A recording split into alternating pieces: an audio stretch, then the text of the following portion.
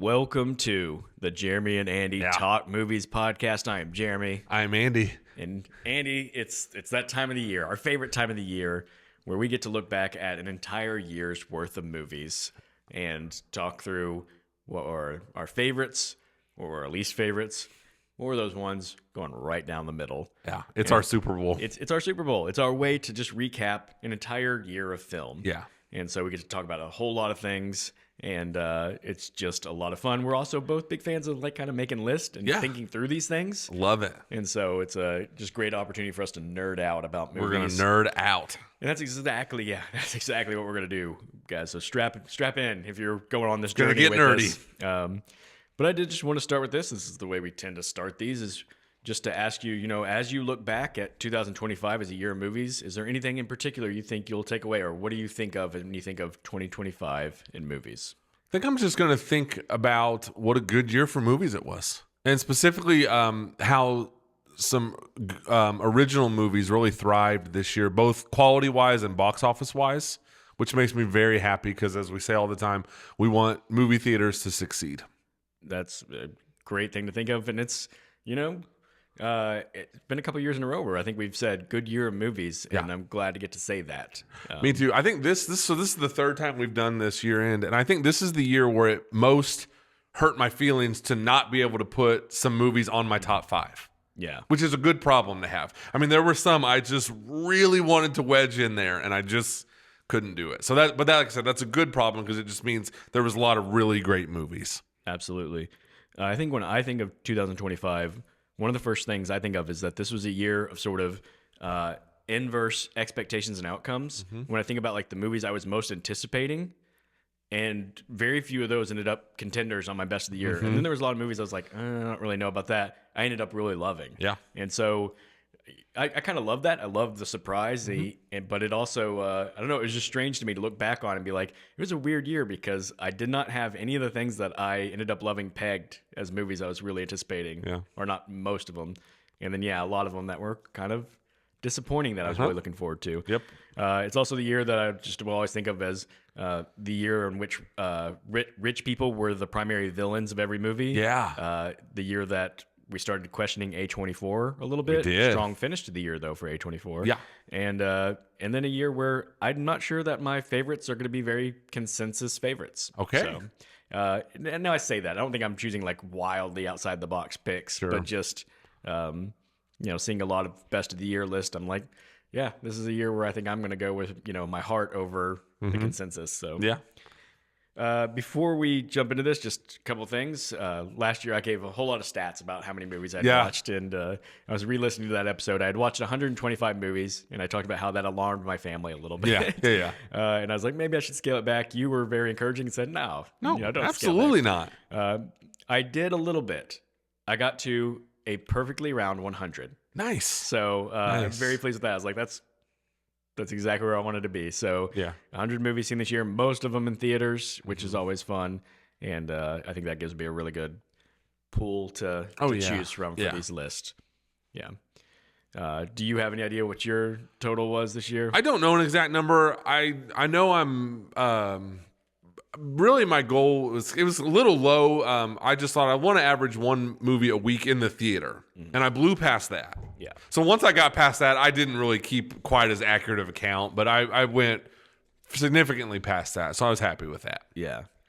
And then before we jump into our best of the year, I'm just curious, Andy, if you can remember what your top 5 of last year was. I can, and I think I can remember what your top 5 of the year last year was. All right, well, let's start with yours. Nosferatu, Strange 5. Darling, Longlegs, Furiosa, Civil War. That was it. In the correct order. I feel pretty good about that. I may have had a little bit of recency bias with Strange Darling. Yeah. But still an awesome movie. Yeah. So I don't really regret much on my list. Yeah. Let's see. Can you remember mine? We'll Civil War was 5. It was. Twisters was 4. Yes, it was. Furiosa was 3. Yes. Ghostlight was 2. Yes. Planet of the Apes was 1. That's amazing, Andy. Well done. Yeah. Well done. I feel good about my list too. Yeah, I'm happy with mine. Yeah. So I think last year we bounced back and forth, and I let you go first. I think I'm gonna go first this year. Give you the final spot. There you go. You get to be the final. Oh yeah, I do, don't I?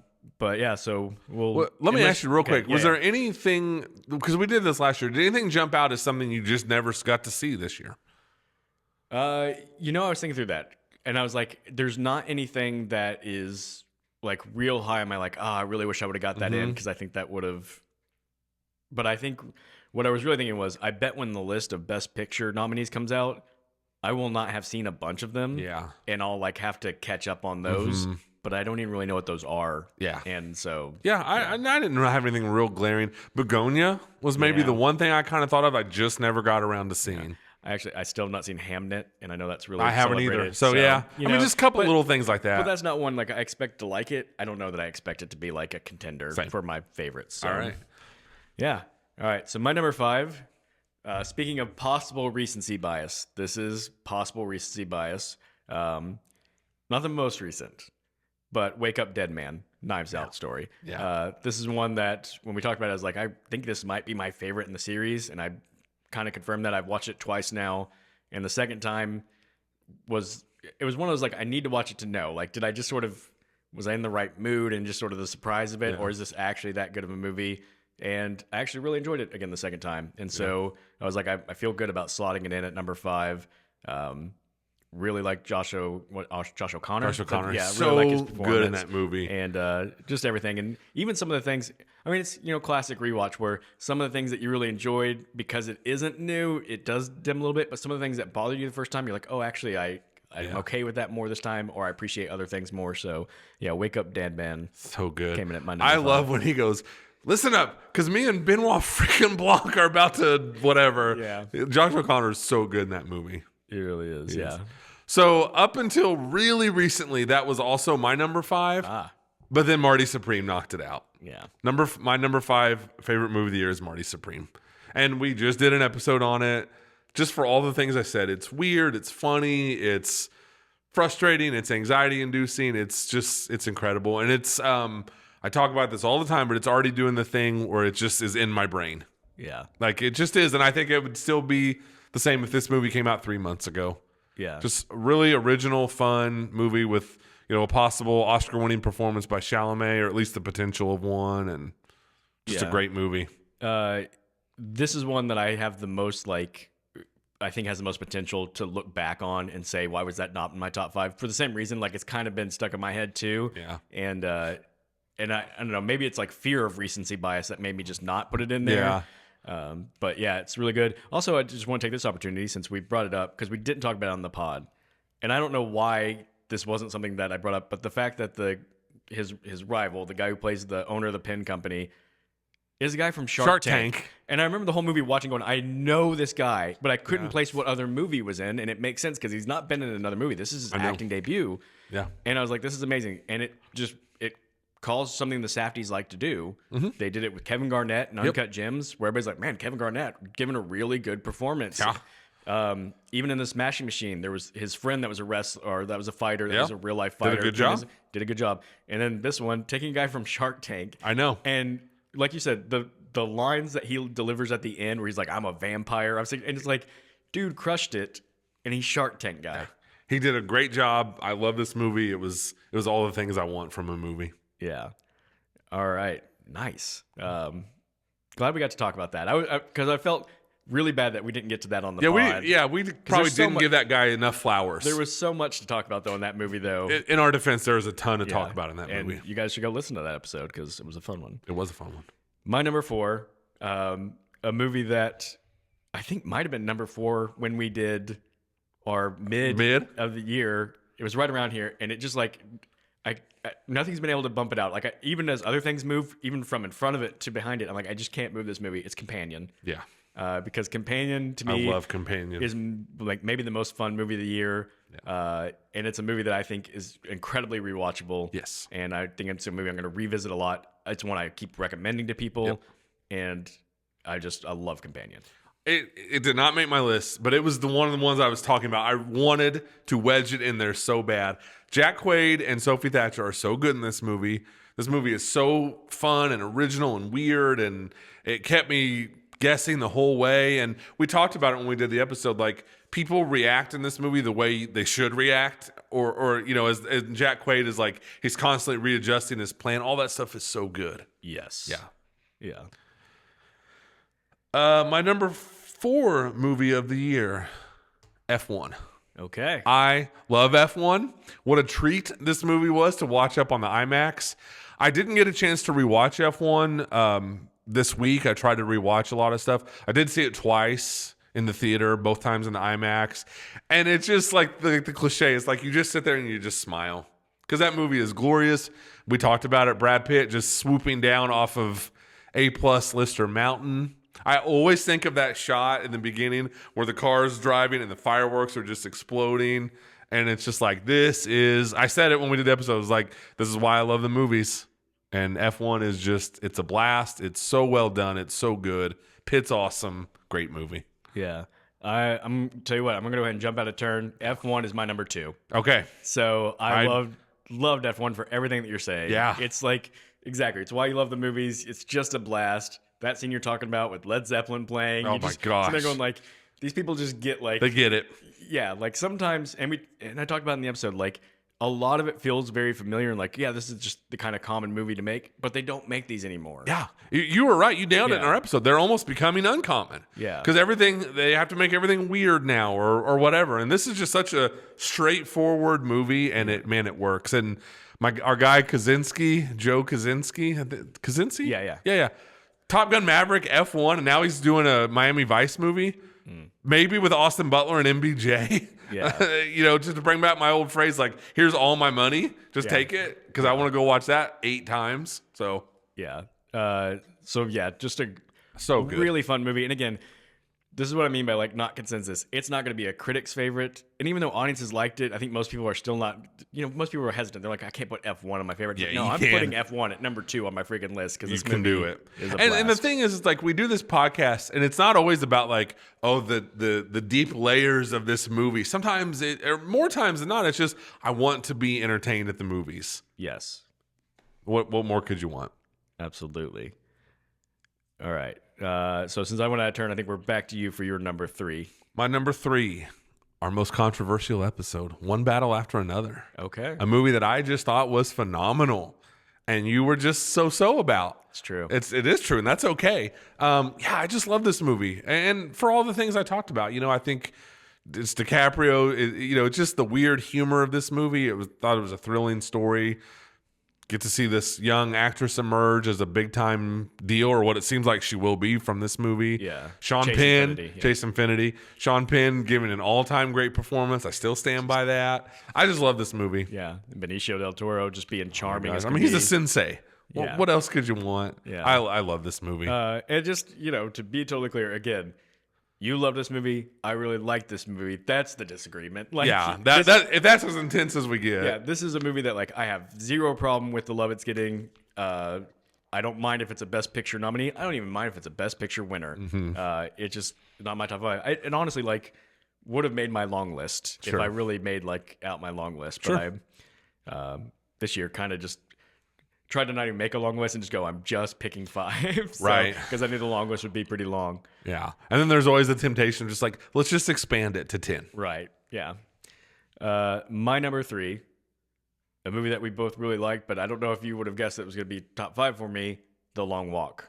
I wondered if this wasn't going to make its way on your list. Now, this is, admittedly, it's the one on here I have not rewatched. Mm-hmm.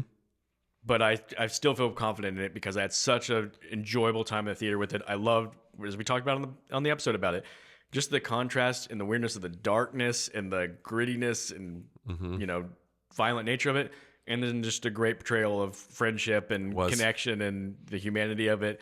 It's a movie I just can't wait to rewatch. Yeah, and it's just, again, it made this list because I think as I initially started thinking about my list, I wasn't thinking it was going to be on there, but it just kept popping up in my mind and wouldn't go away. And I was like, I think this is a sign, Jeremy. If you keep thinking of it, then it probably means it was one of the most impactful on you and one of your favorites. It was so good. It's such a treat when you can get 2 amazing performances in the same movie. Yeah. And Cooper Hoffman and David Johnson. Yes. Yeah. I'm so glad you thought of it because I was about to blank. Yeah, I almost did. Those guys are so good in that movie. That was such a good movie. Yeah. Yeah. Really enjoyed that one. Great choice for your list. Thank you. And since I'm out of order now, I think we're to your number 2. Number 2, Sinners. Okay. I tipped my hat a little bit at the beginning. Just a great year for original movies. It's doing well as quality wise and box office wise, and I just love this movie. It's on Amazon Prime now, so I've watched it like 3 times in the last 2 weeks. I saw it 2 or 3 times in the theater. This is an amazing movie.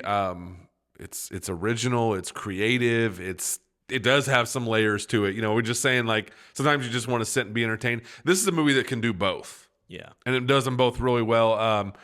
Michael B. Jordan's just phenomenal in this movie. It's just like, this movie is just populated with good, interesting actors doing good, interesting things.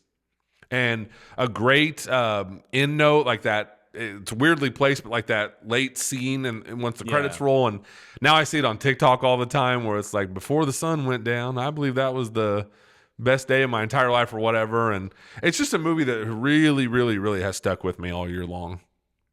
Yeah, I think if we had gone to 10, this probably would have been number 6 on my list. Because it's a movie I did really enjoy, really appreciate. Saw it twice in the theater. Mm-hmm. And it's a movie I love talking about. I love listening to people talk about. It might have been like the discussion movie of the year. It just got a lot of people talking. And honestly, we talk about recency bias. One of the things that may have hurt it in this list is that it came out early in the year. Yeah, it was like March, wasn't it? Yeah. And like, I don't know, maybe like if we did this list and it came out later in the year, it would still feel a little fresher in my mind and I'd remember how much of an impact it had. But I just don't want to downplay this movie by saying it's not on my list. It's just really good. It's really good. And it's always cool, like, because I remember seeing the trailers for it and stuff, and the trailer had that amazing shot of MBJ, like, shooting that gun, and he's ripped and stuff. And you're like, well, this seems cool. And then, like, your anticipation is high, but then the movie kind of blows past even what you thought it was going to be. And well, and like we talked about when we did the episode, the movie kind of being in 3 parts, and the advertisement is basically all about the third part, but like the whole first act of them just getting the group together and opening the club. It's amazing. You're like, I could just hang out and do this. I don't even need the vampires to show up. And then they do, and it's fine, but it's just... You're right. Yeah. And that's, to me, that's how you know it's so good, when it's like, I'm more than happy just watching him, like you talked about, this is an assemble the team movie. Yeah. And it's great, and the music, and just the culture and all of it. It's just phenomenal. I love this movie. Yeah, and not to step on a future episode we'll do when we'll make our like awards picks around the time of the actual Oscars. But this movie, I think if there's a lock for anything, this movie for original music or whatever our score is like, it's gotta win. It's gotta win, and I think we could see. I think we could see the potential for this to get a Best Picture nomination, which again is just a huge win for movies. Absolutely. Andy, we're down to our number 1s, and I have a feeling... How did we get here already? I have a feeling we've got the same number 1 because this movie hasn't been mentioned by either of us. Yeah, we do. It's gotta be. Should we say it on 3? Okay. All right. 1, 2, 3. Air Bud. Yes. 1, 2, 3. Weapons. Yeah. Yes. Yeah. No doubt. I mean, this is where I started my list. Yeah. Weapons is number 1. This movie... Like this, I just love this movie. I get so excited talking about this movie. I tell people about this movie. I've gotten people at work to watch this movie. Like, this movie just makes me so happy. And this is like obviously the ultimate example to me of just good original, not just horror, just good original movies, good original storytelling succeeding. This movie was a huge hit. It's very well received. I love everything about this movie. Same. This movie, I think, it's like one of the most unique movies of the year. Yeah. But everything about it just perfectly clicked into place. I love the nonlinear storytelling, the sort of episodic thing they do. Each of the parts we talked about, when it resets, when you first watching it, you're kind of like, oh, we're resetting. And then you quickly are like, oh, this is a great perspective and I'm on this ride. Yeah. It's fun, it's funny, it's crazy, it's dark, it's spooky. It's just like gross it's all in a the couple things. points. Yes, it's memorable. I mean, it's got the probably lasting image of the year of people running with their arms out like this. I still see people do that, or social media stuff about it. Oh yeah, absolutely. So yes, this movie is an absolute blast. It is. I don't know. Like it just when I look back on this year, I'm like that movie is just gonna be the one that like I think of fondly. I rewatch and I respect like kind of all the key components about a movie you want as your best of the year. Absolutely. And it's such a rewarding rewatch too. I've probably seen it 7 or 8 times at this point. And like you talked about, and we talked about when we did the episode, that initial feeling of like, oh man, I was really into Justine's story and now we're restarting with Archer. We gave a ton of praise to Krager, and I want to continue that because the way he just structured this movie, and I think you made the key point when we did the episode, it stops, each chapter kind of stops when something big happens, but then he so quickly gives you more information early into the next point of view. It's such a this guy is great. It's such a well-written, well-structured movie. And then you just get the all-time satisfying ending to a movie ever. Like it's Mount Rushmore to me of like, man, Aunt Gladys is so despicable that huge props to Amy Madigan. I hope she gets an Oscar nomination for Best Supporting Actress. And you just get the all-time satisfying moment of these kids just ripping her to shreds. And anytime I watch this movie, when I watch it at home, I rewind that chase sequence every time. I watch it, they rip her to shreds, I just rewind it. Those kids bursting through these doors and windows, and they crawl over a fence, and it falls, and it's phenomenal. It's so well done, and for a movie to be as dark as Weapons is, but somehow so fun and entertaining, is an unbelievable accomplishment. Absolutely, what a great movie! I love that. This is the first time we think we've had the same number one. First time. So we've had the same movies on our list before, but we've never had the same number one. Which I think says something about the quality of Weapons. That just like both of us were like, it has to be so good. And so I know for me, it was such a great theater experience too. People were locked in. I will always remember at the end of the Justine segment when she passes out in the car and that door opens and the lady comes walking out. Just that theater going like that gasp from the theater. That was such a cool moment. Absolutely, man. Yeah. It's so weird to believe that we just wrapped up our top 5. I know. It's like it comes and goes so fast. What was, we won't go extensive with this, but what was maybe one or two of your hardest cuts? Companion. I really wanted Companion. I really wanted Knives Out. I really wanted Predator Badlands. I wondered if it would make yours. And I really wanted Warfare. Those are probably the 4 big ones that really, really were painful to cut out. Companion was probably my hardest cut. Yeah. For me, some overlap with you there in that I had a hard time cutting Warfare. I had a hard time cutting Predator Badlands. The Monkey. That was a tough one. I thought the Monkey was going to crack your list. And it really probably should have again. When we did our halfway through the year, I had it at number 1 and Companion at number 4. And as I said, I slid past it and Companions were stuck. I rewatched the Monkey and I was like, it's still really fun. But it is definitely a first time when everything's kind of new and surprising and weird.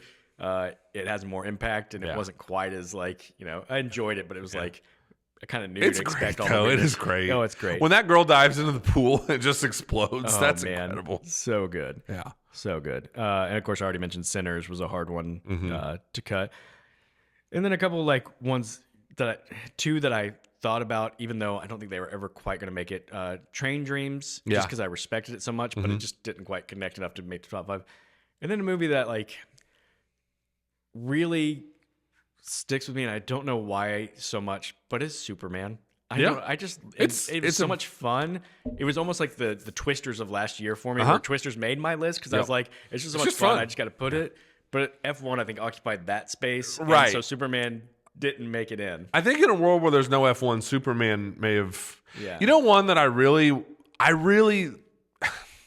I knew it wasn't going to make my top 5, but I'll tell you what, a movie that had really stuck with me, you're going to laugh, Hard Eyes. Yeah. I thought Hard Eyes was so fun. It's on Netflix. I will turn that movie on all the time if I'm just doing stuff around the house. It's just a great movie to have on. Yeah.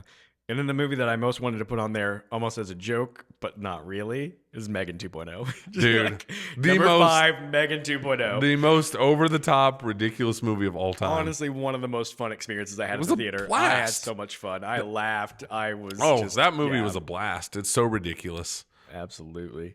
Oh, man. Good times. Great times. All right, Andy, time for us to really switch gears and talk about We talked about the highs. Let's talk about the Now we're talking about lows. Sad to say that this was yet another year where I felt really good about my 5 worst. Like, Yeah, I had some contenders. There's some real representation here. So I'll start with my number 5. My number 5 for the second year in a row, we get a movie from this collection of what's supposed to be 3 movies. This one is Honey Don't. Dude, so bad. Yeah, Honey Don't. Of course, the other one I'm talking about is Driveway Dolls was last year's. Yeah. And yet again, great cast of people. You think really talented filmmaker. The preview makes it look like, okay, I could see this being something. And then you watch it and you go like, it's this garbage. is just like every decision they made is bad in this movie. And he just keeps doing these kind of movies. He's got, like you said, like he did one last year that was bad. This is bad. And he's doing another one, supposedly. Yeah. Like, it's so weird how, is it Joel or Ethan? I always forget. Ethan. I can't remember. I think it's Ethan. It's one of the Coens. It's like he just is so stubbornly making these like weird thriller noir type movies, and they just have weird stuff in them, and he just won't stop. And it's like, dude, these movies are bombing and they're getting terrible reviews. Stop.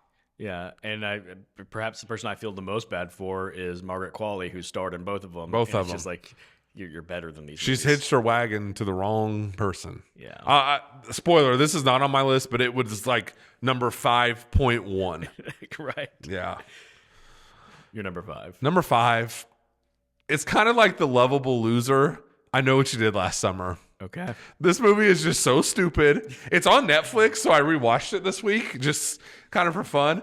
And it's like, it's almost kind of like Madam Web-ish in a way, where you could just go like, I don't think 10 seconds goes by in this movie where something stupid doesn't happen. It's dull. It's just bad. But it has, like, because of Madeline Klein, I think is her name. She is trying so hard to carry this movie on her back, and she actually has kind of some funny lines. That's what makes me just go like, gosh darn it, I kind of like this in a I know it's so bad way. Right. It's so bad, so it's on my list. Yeah. Once again, I'm going to go out of order because I knew Know What it You Did would. Last Summer is number 2 on my list. It's so bad. It is.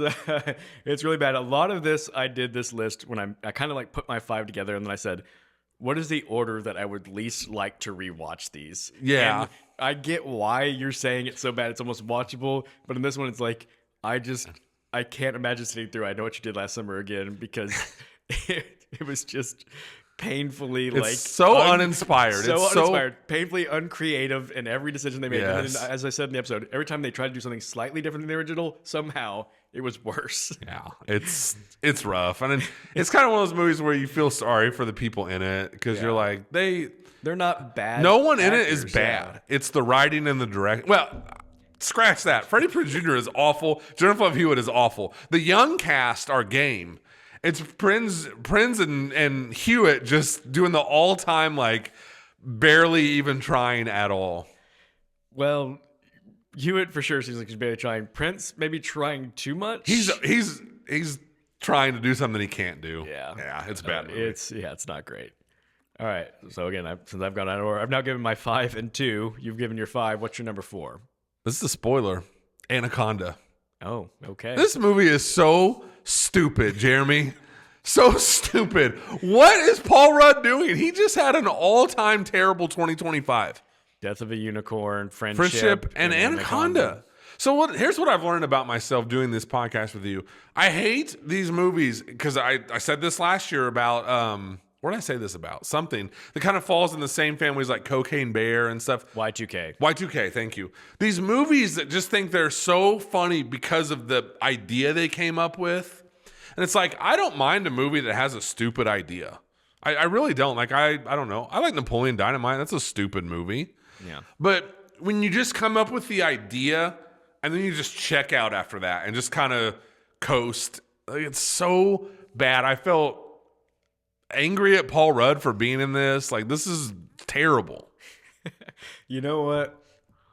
As soon as you said it and you started saying, like, I talked about Y2K last year, I'm like, yeah, there's a lot of similarities. And this is, I was like, this is on brand for Andy. Of course he hated this movie. I hated this movie. Yeah. I hated it. I did not feel as strongly as you did, but, like, I can't argue anything that you're saying. Oh, it's so stupid. Yeah. My number 4. Again, going back to number 4 now. A movie that you had maybe your greatest rant of the year about, and that's Him. Yeah. And I'm assuming it made your list. It did. Do you want to just go ahead and take this one? Because again, you're the great ranter on I mean, this this movie. is a huge spoiler. It's my number one. Oh no! It's fine. Okay. It's fine. It's my number one. This movie just gives me a headache. It's so bad. I hate this thing that movies like this do, where it feels like they're like, I don't really know what's going on right now, so just have a bunch of stuff like flash up on the screen real fast and frantic. I hate that. I feel like that is one of the ultimate cop-outs that a movie can do. This movie is just so bad. It is so bad. You know what I think is the only redeeming thing that kept it like number 4 for me is that it's easily forgettable. Yeah. It's weird to say that that's the redeeming thing, but as I kept thinking about bad movies, I kept thinking of the other ones on my list, and then like I'd look at my list of movies, seeing me like, oh yeah, I saw him. That was terrible. It was so so bad. It belongs on my list, but at least I could forget it. Yeah. It was frustratingly bad. Yes. And it ended, and you're just like, what was that? And we talked about it. Like, it's a blemish on the Jordan Peele name. He didn't direct it, but he produced it, and his name was all over the trailers. Yeah. I bet he really wants to forget this movie because it did bomb and got terrible reviews. Yeah, I saw something. I wish I could remember where. I want to say it was like an honest trailer or something, but I don't remember. And they pointed out that Peele produced this, and of course the famous story too is that he really wanted weapons and wasn't able to get it. Yeah, and they were like, "How mad do you think he is that he couldn't get weapons and end up with him?" He got him. From our best of the year to your worst of the year. Yeah. Also, big shout out to our guy who's in I Know What You Did Last Summer and him. Yeah. Tyreek. Isn't something? Yeah. Yeah. I can't remember his last name, but who we I don't even fault think is him bad. for either movie. Yeah. But poor guy ended up on two movies on both of our list. Yeah. It's rough.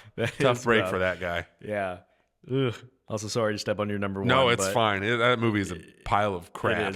And I hate it for you because the preview you were actually looking forward to. You're like horror and football. I was like, cool. Let's see how we can merge these two things. No, is that the movie I said this should be shot out to space and buried at sea?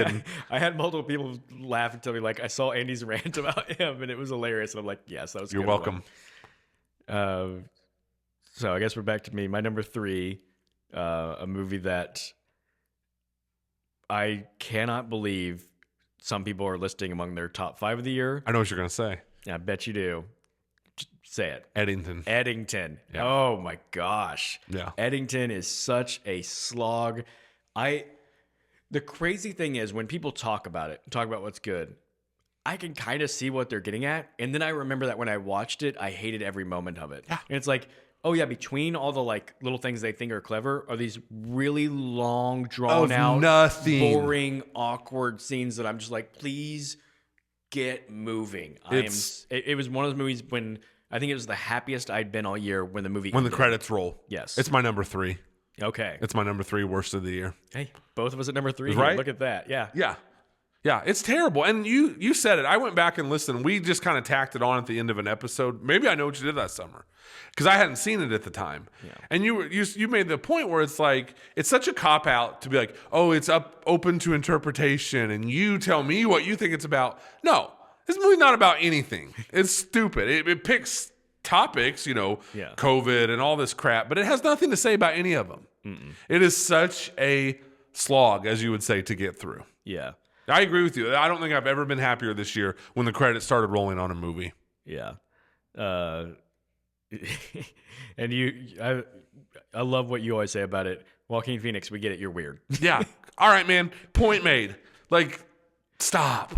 I mean, like Joker and this, and I don't know. You can go backwards farther. It's just like, dude, okay. Yep. Yeah. I think we both just have one more movie to I have my reveal, number 2. and I wonder if it's the same one for both of us. I don't know. I don't know if it will be. It might not be. Happy Gilmore 2. Okay, no, it's not. Mine is Happy Gilmore 2. All right. Well, since you already visited, you want to go ahead and talk about Happy Gilmore 2? I don't have a whole lot to say. I hate it. I hate this thing. And Anaconda is kind of the same way. I don't like this new thing of just get a bunch of friends together and just let them screw around. Mm-hmm. It's just not. It's not fun to me. It's not entertaining. And Happy Gilmore 2. Just, I mean, number one, should have never been made. Shouldn't have been made 20, 30, whatever it was, years later. Everybody's in this movie. Eminem's in this movie. Everyone is in this movie, and they're all just lowering themselves. I hate how he has like 4 sons in this movie. Like, it feels like 150 times they cut to them like with something between their legs, like gyrating. And you're like, you guys, why don't you just cut to them literally beating a dead horse? Like, I just hated this movie. That might have actually been funny. That would have been way funnier than anything we got in this movie. Like, I was so annoyed by this movie. Yeah, and once again, I can't argue anything that you're saying. This didn't make my list. I didn't enjoy it, but I think nostalgia for the first one just saved it for me. Sure.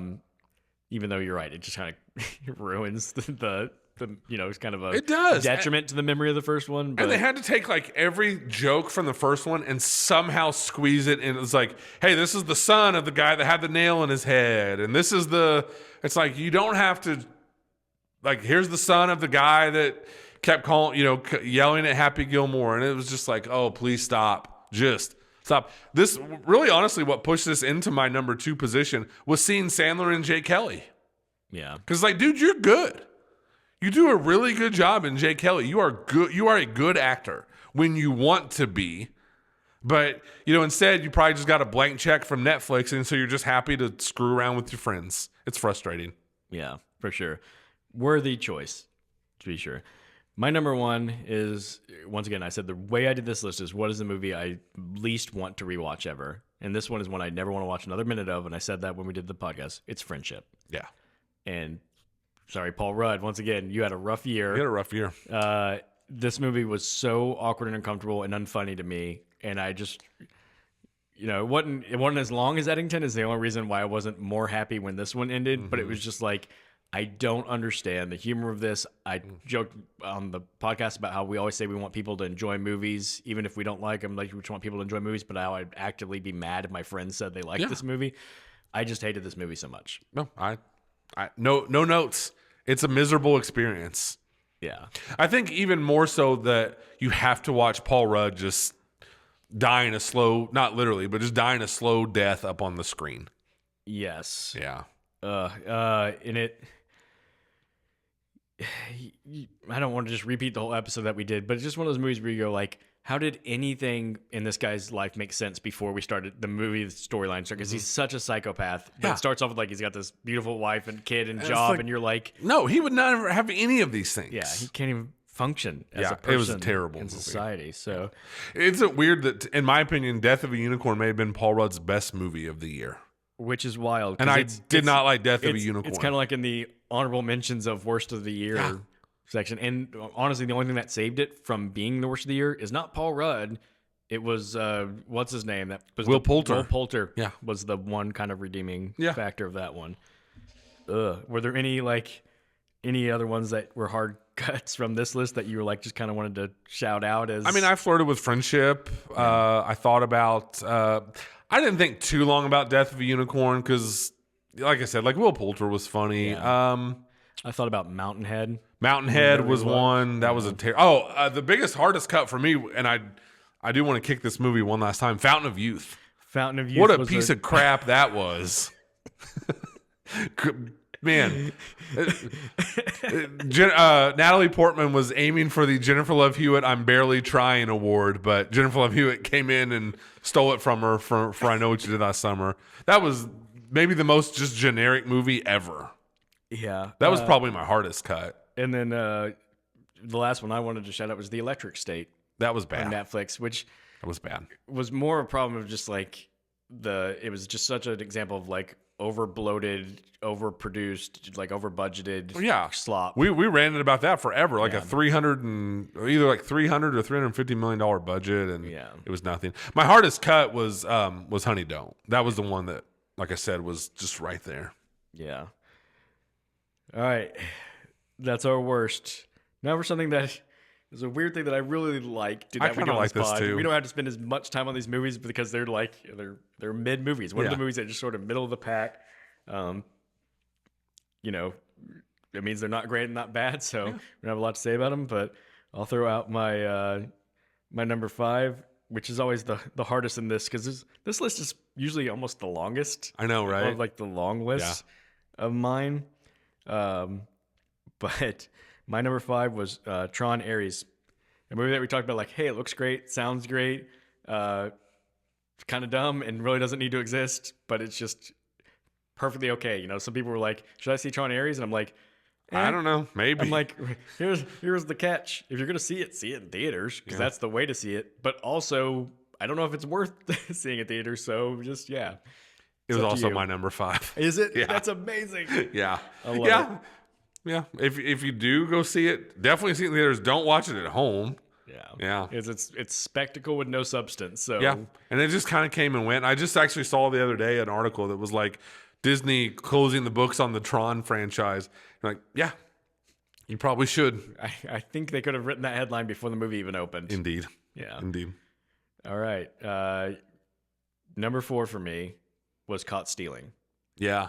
And we talked about it when this came out. It was like, it's just like a real it wasn't great. It's not bad. People were good in it. Like, I get what they were going for. They were trying to be like this fun, almost Snatch kind of. It just didn't work. Yeah. And so this is one I think I thought of because my brother texted me not long ago because it's streaming on something now. It's on Netflix. He's like, Caught Stealing. Would I like that, or should I watch that? And I'm like, I don't know. And I was so stuck in the middle of like whether I should recommend or not. And I was like, it's one of the most middle movies of the year. It's my number 4 too. That is amazing. Yes. We are 2 for 2. 2 for 2. I don't know if we'll continue or not, we definitely won't. Okay. I just, Yeah. But, And probably just brought upon too by the fact that it's like, cool, Austin Butler, Darren Aronofsky, Zoe Kravitz, like, cool. Great cast, yeah. Vincent D'Onofrio, what's his name? Liev Schreiber. Yeah. Yeah, and it just, yeah, I know. Just did not ever. It's not bad. Yeah. But it's just, it's why we have this list. It's mid. Exactly. All right, I feel bad because now I've said 2 that you just had to agree with. You want to give your number 3? This one might hurt your feelings a little bit. Okay. The Running Man. Yeah. Yeah. No, I mean, I get it. I actually considered it. And I will say, this comes from how high I am on GP. Mm-hmm. And this was one I was really excited for. Yeah. You can't help but let expectations play a part in this list. And I just left it and I was like, uh-oh, that didn't really excite me like I thought it would. Yeah. Yeah, it's just kind of a letdown to me. That is. And the box office was pretty disappointing for this too. Yeah. So. No, I think that's a great pick. It's probably actually even a better pick than my pick. As you make these lists, sometimes you look at it and you're like, maybe that should have. With mids, it's hard because sometimes I'd put something on there and be like, no, it's too good. It can't be on mid. Or sometimes it's like, it's worse than that. It falls more towards bad, yeah. And this one maybe is actually probably does lean more towards bad, but it's Love Hurts. Yeah. Love Hurts is I don't even want to say the actor's name. Kiku Kwan. Somebody, coming fresh off his return to acting. He won Best Supporting Actor for Everything Everywhere. And people were so happy for him. And this is him basically doing a Jackie Chan movie. Yeah. And it's like, I kind of feel bad for him. It's like he's really going for it. He's trying. It's not the worst movie. It's kind of fun, but it's just not very good. Yeah. And I'm just like, you tried something, it didn't work. And again, probably does lean more towards bad, but yeah, I think I just. Yeah. I think I was being nice by putting it right in the middle. Yeah, he's a likable guy, so you don't want to be too hard on him. Right. What do you got for I'm on number 2, aren't I? Yeah. Jurassic World Rebirth. Andy, that was my number 1. Yeah. Just what a forgettable movie in the sense that I literally forgot about this movie. I was just kind of scrolling through my list of movies and I was like, Jurassic World Rebirth. Yeah, that was a thing that happened. Yeah. Yeah. You're exactly right. It's because we talked about it. It's not a bad movie. Especially for being the 7th in a series. Right. It just didn't need to happen. There was nothing to really groundbreak. They keep trying to recreate the magic of people discovering dinosaurs, and they did the best. It's gone though. The best attempt at it that anybody could. It was. And it's you're doing a great attempt, but it's just not gonna happen. Some good performances, some good moments, but it just overall, you're right. It's just so right forgettable down the middle of mid. It is, man. It is so mid. And I saw the other day where they've already signed Scarlett for the next one, and Gareth Edwards is coming back, and you're just like, let me guess, there's another park that nobody knew about, and yeah, stop making these movies, please. Yeah. So that leaves me with just my number 2 I haven't revealed yet. This is one that I think we did early in the year, and we were both looking a little higher on, but like as the year's gone on, and I'm just kind of like, not so much. It's The Wolfman. Yeah. Wolfman just Yeah. landed right at like mid Yeah. for me. Yeah. And it's again, this one maybe is a little more towards the good of mid, but like, like I never considered it once for like my best of the year. Oh, no, and like, no. I think if I actually kind of like stacked all the movies and like the grades I gave them, it does fall like right in the middle Yeah. of all of them. And That's so fair. Hey, I think especially too, like there was a lot of anticipation because Lee Wanell, who did it, was coming off Invisible Man, which was one of the best movies. You know, it was a weak year because it was like the COVID year, but that movie's great. Yeah. And I think we were all hoping he would do the same thing with The Wolfman, and yeah, it's good. And you even like you say good with a little bit of hesitation in your voice. That's a fair pick. Yeah. My number 1 mid movie of the year, 28 Years Later. Okay. This was one I thought it had a great trailer. I liked the other ones. And this movie ended, and I just kind of like got up and walked out of the theater and have never thought about this movie since. Yeah. No, It just I wasn't very exciting. strongly considered it for my list. Yeah. I think the only reason it probably deserves to be on mid because I like pendulum back and forth between like thinking about the positives of it, going like, man, it's better than I thought, and then thinking about the negatives and being like, man, that really wasn't very good. And it probably should be represented right in the middle, but because it just swings so That's kind of much, exactly what happened I to me. And didn't it just land. like that pendulum stopped swinging right dead in the middle. Yeah. So, Oof. yeah. There, again, this is the list we probably don't need to spend the most time on. There was a lot of movies I just thought about for middle, but again, I'm not going to go through a lot of them. But I don't know because it almost sounds like an insult to say middle, but like it's almost like Not quite as insulting maybe as it sounds. Yeah, I guess really what it is that there's these movies that like don't really get a lot of attention, and I almost kind of want to talk about them because like people didn't see these movies or didn't talk about them. I mean, we did some of them.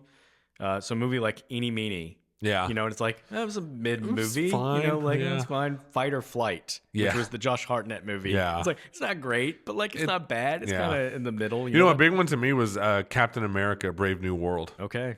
Like Yeah, we saw that, and I actually, like I was like, yeah, I kind of enjoyed this movie, but I've just never thought about it once. And I think, the 2 other MCU movies that came out this year were much better. Thunderbolts and Fantastic Four, and Yeah. Superman's way better, and it just really got lost in the superhero shuffle this year. Yeah. Locked is Yeah. a movie that with starring Bill Skarsgård, Yeah. which is kind of an interesting premise. And like, I Yeah. enjoyed watching it, but it's like, it's not great. Like, you're not missing anything if you don't see it, So there's just some of these movies that, There was a horror movie I saw early in the year, Woman in the Yard. yeah. That was kind of one that just kind of came and went, and Yeah. Until Dawn for me was kind of one of those. I think you were a little higher on it, but yeah, like, it was to me. It was just kind of dumb fun. Yeah. Yeah. So, I've got a few more things I wanted to kind of like touch on here to wrap up our year. Sure. I didn't really throw these out to you, but like, so some just different like things that stood out to me as like kind of made categories for them. Okay. And so like one of the categories was you had to see it in theater movies. Like what were the movies you most had to see in theaters? We've already mentioned a couple, but they weren't even necessarily the ones like we said Tron Ares. That's not one that made it my list. One of them, and again, not that this one you can't enjoy, but Warfare. Warfare was such a like, see that in theater with Absolutely. the sound in particular. Absolutely. Was a movie that like I feel bad because you don't have this option anymore. Sorry if you missed it, and it's not one that I know that I expect is going to get like a re-release. Yeah. But if it does, let's say the Oscar nominations come out and it's a front runner for best sound, and so not that they ever do this, they put it back in the theater. Go see it. Yeah. Hear this movie in the theater. Yeah. It's an awesome movie. Yeah. Yeah. I put it on the list just because I actually put it on the list before I even saw it because I knew it would. The new Avatar. There's like, if you're going to see it in theater, because that's what we say about all of them. Yeah. I'm never going to watch it again. And then the final one is Mission Impossible Final Reckoning, a movie we haven't talked about on here. I know. Which is maybe a bit surprising because it wasn't one of the best movies of the year, but it was one of the most memorable theater experiences of the year because Absolutely. we talked about it. If it was just like, okay, and this kind of bleeds into the next thing. If there's like a scene of the year, that airplane chase it's incredible. is probably the scene of the year. It's incredible. When you said had to see it in the theater, Mission Impossible was the first thing that jumped into my mind. Yeah. Yeah. I mean, those movies, Tom Cruise, we talk about it all the time. He wants to make the most entertaining. He wants to make, he wants his movies to be a spectacle. And yeah, it didn't make my list any way or the other, but it was an incredible IMAX experience. And, that was one of the rare times you and I saw a movie together. And yeah, that airplane, he kind of like flips over that wing and he's just holding on. And you're just like, I knew that was happening. I saw it in the trailer and you're still just like, there it was. That was awesome. It's probably the thing I've seen the most, of course, seen it the most because my algorithm knows that every time I see it, I watch it, is the most behind the scenes or commentary on like the filming of that. Because like it's amazing what he had to do to make that sequence. It's incredible. And then never mind all the underwater things that happened in that movie, which we talked about it. It's just like in that theater, it was like silent because we were all just kind of locked in on that.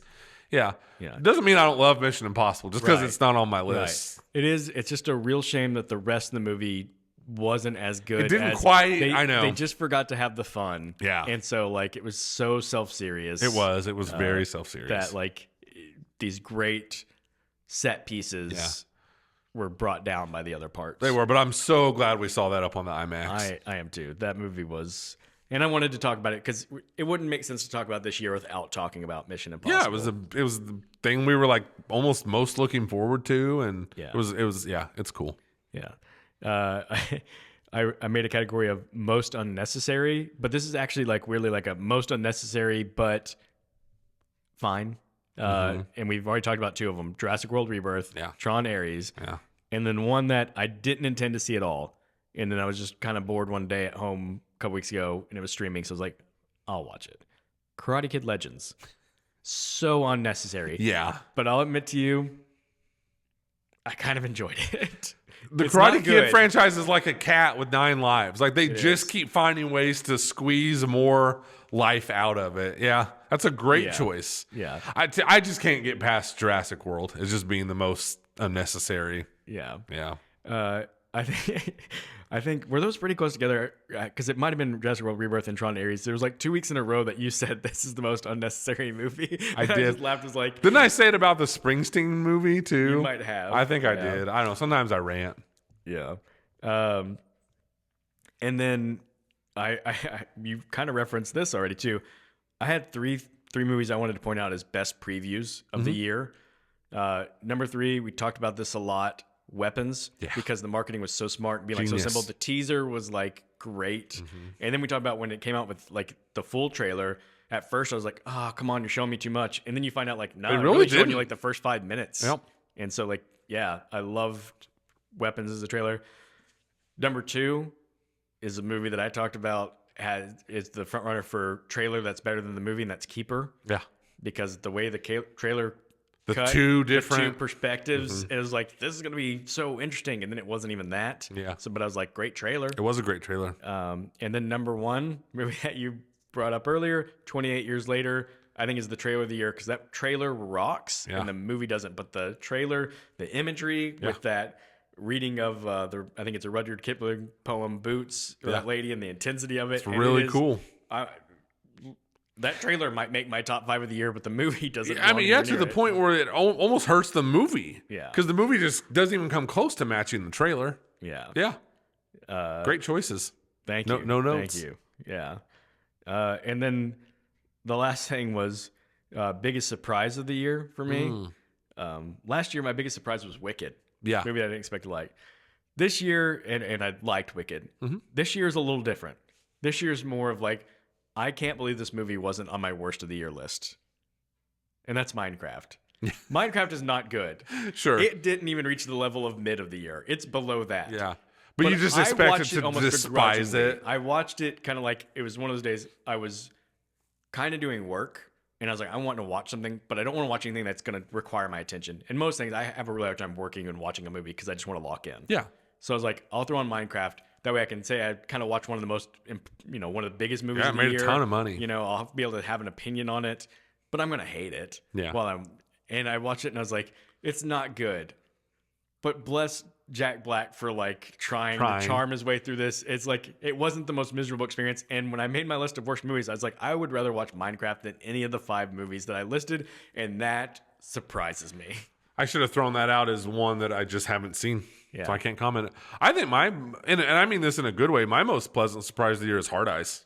Yeah. Like I already said, that's just a movie that came out in February, Valentine's Day, and it just all year long I'll be like, oh, Hard Eyes, it's on Netflix. I kind of forgot about that. Throw it on, just smile the whole time. Those two, Olivia Holt and Mason Gooding, they are so likable and charming in that movie. Yeah. That's a fun movie. Yeah. And then movie that I wrote this as movie that should have been better, because I'm not going to say like, that's most surprising. When I say like surprisingly bad, because this movie always should have been bad, but should have been better. It's Clown in the Cornfield. Yeah. 'Cause we talked about when we did it. Like They just didn't lean into the ridiculousness that enough should have been of it. one that we were talking about, like Megan 2.0, being like, that is such crazy dumb fun. And every time I just cross that name, like Clown in the Cornfield, I'm like, oh, I forgot about that movie. And I can't believe I forget about a movie called Clown in the Cornfield. That should stick in my brain as And like, it just, I know. chaotic fun energy. Yep, it should. It should have a ton of fun energy. Yeah. And then I have my biggest disappointment. And that one's Mickey 17. Yep. When we did our most anticipated, I talked about how I'm a big fan of Bong Joon-ho. Yeah. And I was like, I don't even need to see a preview. You tell me he made this movie. It's got Robert Pattinson, who's good. Yeah. I'm not as high on Pattinson as a lot of people. Like he's bounced back to the point of people talking about him like he's A+ lister. Yeah. But I'm more like, he's B+. He's fine. That but movie the was movie it just bums me out when I think back on it. It's a real It's disappointment. not that good, and because the anticipation was so high, it just hurt that much more that it was so bad. Yeah, it was not a good movie. Yeah. Yeah, I would agree with you on that one. Yeah. Andy, we've talked about a lot, and I'm sorry, I should have told you can prepare any of these little like side categories if you want to, but I didn't. I kind of did these last minute. No, I was it's okay. just getting excited for this. The only thing that was coming to my mind was it's like when you talk about good, bad, and middle. Sometimes there's movies that just kind of float in those empty spaces. Yeah. And one movie I just wanted to shout out for no particular reason that I, for a second, maybe thought Final Destination Bloodlines. Yeah. What a fun movie that was. Yeah. But just sometimes movies are they're fun, but they're not great. They're better than you thought. And it just kind of falls in that weird area where you can't really fit it in anywhere. But as I was going through my list, which I have several times in the last couple weeks, that was one I would see and be like, Final Destination Bloodlines, good for you. That was a fun movie. It was, yeah. And I've got a couple like that. Black Bag was a movie Bag, that good like movie. never quite really contended for my top, but I was like, it's a good movie, and again, kind of got overlooked by a lot of people. So yeah, The Accountant 2, really fun movie. Like there's a lot. That's what I mean too. When I look back and I just think it's just a good year for movies. Yeah, and then just want to shout out Predator: Killer of Killers, Dude, which that was awesome. probably got a little overlooked because Badlands was so fun that we even just kind of we talked about Badlands being a tough cut from our top of the year. Yeah. Because Badlands was so good, I never even really considered Killer of Killers. Same. And so it just it was a good movie. Really good movie. It was a good movie. And then along those same lines, a movie that never really was a contender for me, but is really good yet again, Zootopia 2. Yeah. Like I really like Zootopia 2. Yeah. And so it's like Zootopia it's a fun world to exist in. And They've it's never made going to that- be my favorite because it still is like, it still is a kid's movie and a cartoon. Sure. But like as far as kids movies are concerned, if I'm going to if I'm hanging out with friends with kids and like we need to throw something on for the kids, throw on Zootopia. I'll enjoy that. Oh yeah, it stands head and shoulders above it. When we saw something recently, probably Zootopia 2, you see these previews for these other animated movies coming out, and they just feel so dull and uninspired. And Zootopia 2 Zootopia, that universe just really pops up on the screen. And yeah, it's a lot of fun. It's a good one. All right. I can't believe another year has come and gone. And Incredible. One last time too, how amazing that we both had the same number one. Yeah. It's really cool. What a win for Weapons. It is. I'm only here for a couple of days. I've got a couple of friends here who I asked because I was thinking about this pod coming up. And I was like, have y'all seen Weapons? And they're like, no. And I'm like, gotta watch Weapons. So maybe I'll even watch it in the next couple of days if I can get those friends to sit down and watch it. And obviously, like we always talk about, go to the theater. But Weapons is awesome at home too. Just awesome. So what a great movie. Absolutely. Great job. Yeah. And again, going back to my theme of the year of like movies that surprised me and things going against expectations, Weapons is like yeah, cool concept, cool, like first poster we saw, interesting title, but it's advertises from the guy who did Barbarian, and I was like, I'm so lukewarm on Right. Barbarian that I was like, I don't know, I'll wait and see what the buzz is, and I blown away, and now I'm like, Zach Grieger, you're one of my guys. Yeah. You went from like Can't wait till your interesting- Resident Evil movie comes Yeah, out. exactly. Yeah. Well, and like you said when we did the pod, you're going to the movie being like, this is such a cool premise. It probably the execution and the premise are probably not going to line up. Yeah. Might be a little lopsided. No, a perfect merger. Yes. Yeah. Absolutely. God. What a strong movie. I was doing a sort of very casual, well, what would my top 25 of, the century be so far, as we're just finishing 2025. And I had no problem thinking Weapons is on that list. Oh yeah. And some years you finish your number one, you're like, we'll see. I don't know how it's going to stack up against the other years, but this one already is this is one of my favorite of the century. It's like I said when we did the podcast. The discussion to me in my mind was like, does this crack my top 50 of all time? Probably 40, 30. How low do I have to go? Right. Yeah. Yeah. It's that good. Oh man, Andy, thanks for nerding out with us. This is so much fun. So much fun.